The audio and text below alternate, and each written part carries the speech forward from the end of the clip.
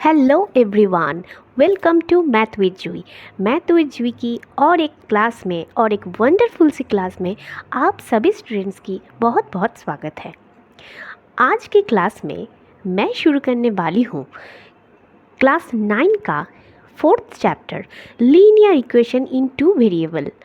और आज के क्लास में मैं डिस्कस करने वाली हूँ इस चैप्टर की इंट्रोडक्शन।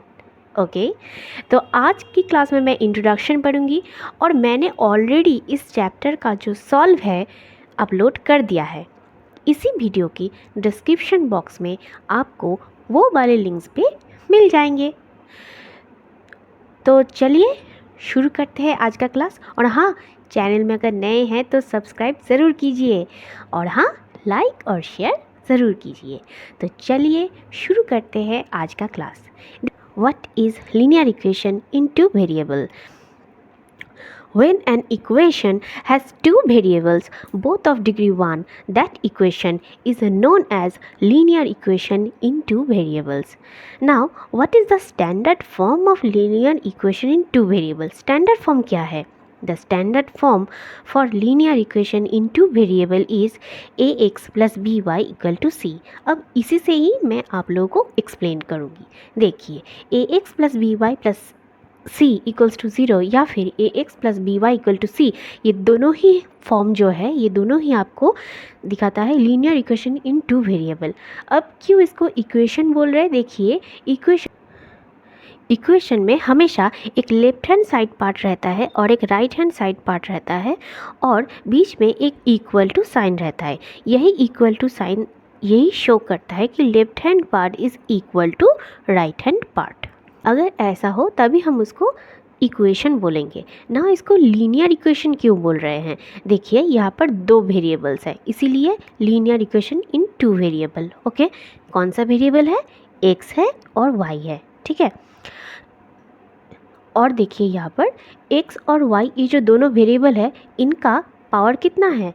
1 है, ठीक है। तो लीनियर कब बोलेंगे? जब इक्वेशन में जो वेरिएबल रहता है उसका हाईएस्ट पावर अगर 1 हो तभी उसको हम लोग बोलेंगे लीनियर इक्वेशन।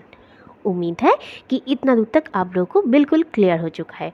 तो मैंने एक एग्जांपल लिया है 2x + 3y = 5। यहाँ पर देखिए 2x को मैं बोल सकती हूँ ax, मतलब a का वैल्यू कितना है? 2।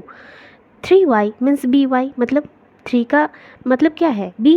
और देखिए 5 का मतलब क्या है? c is a constant. देखिए 5 में ना तो कोई x का टर्म है ना तो कोई y का टर्म है, तो 5 क्या हो गया आपका? कांस्टेंट टर्म है। तो class linear equation in two variable क्या है हम लोग को पता चल गया है और स्टैंडर्ड फॉर्म क्या है ये भी मैंने देख लिया है, ठीक है। तो चलिए अब इसका हम लोग रियल लाइफ एप्लीकेशन कहाँ कहाँ करते हैं वो भी देख लेते हैं। मान लीजिए कि आपको एक ऐसा क्वेश्चन दे जहाँ पर आपको बोला गया है कि फादर और सन दोनों का एज मिलाकर हो रहा है 80 इयर्स। फादर जो है वो 25 इयर्स एल्डर है देन सन। इस टाइप का जो मैथ है, इस टाइप का मैथ में हम लोग लीनियर इक्वेशन का यूज़ करते हैं। देयरफॉर फाइंडिंग अननोन एज, इस टाइप की प्रॉब्लम को सॉल्व करने के लिए भी हम लोग लीनियर इक्वेशन का हेल्प लेते हैं। Okay, the next is for calculation of speed time distance. देखिए स्पीड टाइम डिस्टेंस रिलेटेड जो मैथ्स होता है उसको भी सॉल्व करने में हम लोग लीनियर इक्वेशन का ही हेल्प लेते हैं, ठीक है।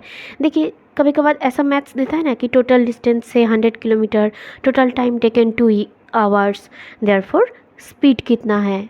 या फिर इस टाइप का क्वेश्चन दे कि first 5 kilometre at 20 kilometre per hour speed में गया है, next 5 kilometre 30 kilometre per hour में गया है, तो फिर इसको कितना वक्त लगा टोटल ये जर्नी तय करने में। इस टाइप का मैथ भी आपको लीनियर इक्वेशन से ही सॉल्व करना पड़ेगा।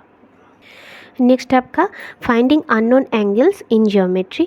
अगर आपको ऐसा दे दे कि दो एंगल है जिसका सम है 180 डिग्री, एक एंगल जो है वो दूसरा एंगल का डबल है, तो फिर दोनों एंगल क्या होगा? इस टाइप का मैथ को भी हम लोग इसी लीनियर इक्वेशन से ही सॉल्व करते हैं। सबसे आखिर में बात आती है graphical representation of linear equation in two variable. देखिए, आप लोगों ने क्लास 8 में ऑलरेडी ग्राफ पढ़ा है, तो ग्राफ में हम लोग क्या करते थे वहाँ पर भी याद कीजिए कि इसी लीनियर इक्वेशन के फॉर्म में ही हम लोग ग्राफ को सॉल्व करते थे, जहाँ पर आपका एक्स और वाई रहता था और एक साथ में कांस्टेंट टर्म रहता था और उसको आपको ग्राफ पेपर में शो करना पड़ता था। ठीक है, आपको एक्स का अलग अलग वैल्यू बैठाकर उसी से ही हम लोग वाई का अलग अलग वैल्यू निकालते थे और फिर उसको ग्राफ पेपर में रिप्रेजेंट भी करते थे। यह भी हम लोग वही करेंगे। देखिए कैसे, मैंने एक इक्वेशन लिया है जो कि इसका स्टैंडर्ड फॉर्म है a x plus b y equal to c. अब मैंने एक एग्जांपल लिया है 5x plus 2y equal to 10। देखिए, x का वैल्यू 0 पुट करेंगे तो y का वैल्यू आएगा 5, x का वैल्यू 2 पुट करेंगे तो y का वैल्यू आएगा 0, x का वैल्यू 4 पुट करेंगे तो y का वैल्यू आएगा -5।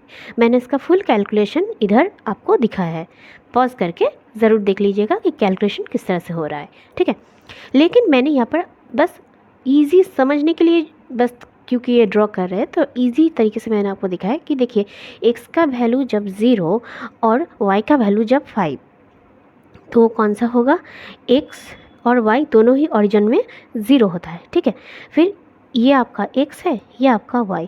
जब x equal to 0 means x origin में ही होगा और y इक्वल टू 5 मीन्स आपका इधर आपका y है 5।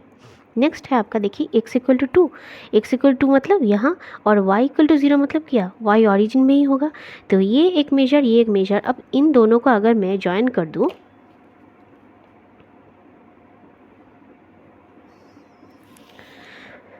इन दोनों को पॉइंट को मैंने ज्वाइन कर दिया है, तो यही ये जो लाइन मैंने ड्रॉ किया है यही है आपका लीनियर इक्वेशन को हम लोग इसी तरीके से ग्राफिकली रिप्रेजेंट करते हैं। मैंने यहाँ पर 4 और -5 ये वाला पार्ट नहीं किया है क्योंकि यहाँ पर आपको y का माइनस वैल्यू आ रहा है, तो y का आपका माइनस वैल्यू मतलब इस जगह पर y का वैल्यू हम लोग को ड्रॉ करना पड़ता। तो मैंने फ़िलहाल एकदम सिंपल रखा है जस्ट आप लोग को समझाने के लिए, तो इसीलिए मैंने सिर्फ इन्हीं दो वैल्यू से ये वाला जो ग्राफिकल रिप्रेजेंटेशन है वो किया है।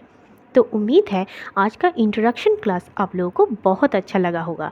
मेरा ये क्लास आप लोगों को अच्छा लगे तो ज़रूर लाइक, शेयर और सब्सक्राइब कर दीजिएगा। मेरा ये चैनल एकदम नया है तो प्लीज़ सपोर्ट कीजिए।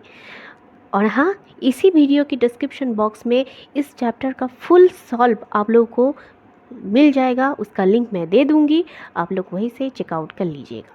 थैंक यू, मिलते हैं अगले वीडियो में। और हर शाम 5 बजे तक आपको मेरा वीडियो मिल जाएगा। So keep watching math with Juhi. Thank you.